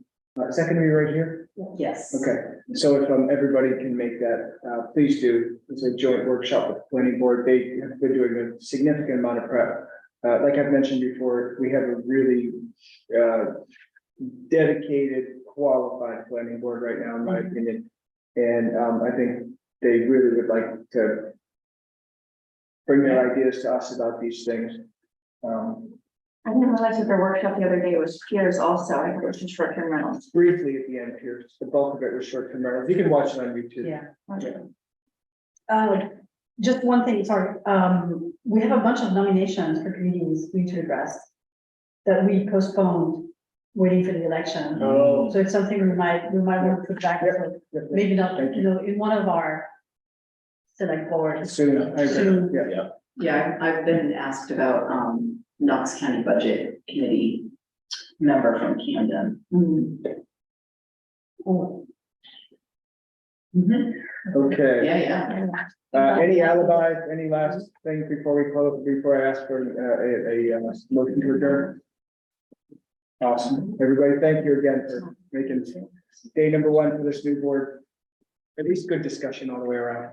And make a motion that we adjourn. Second. Motion made and seconded, all in favor?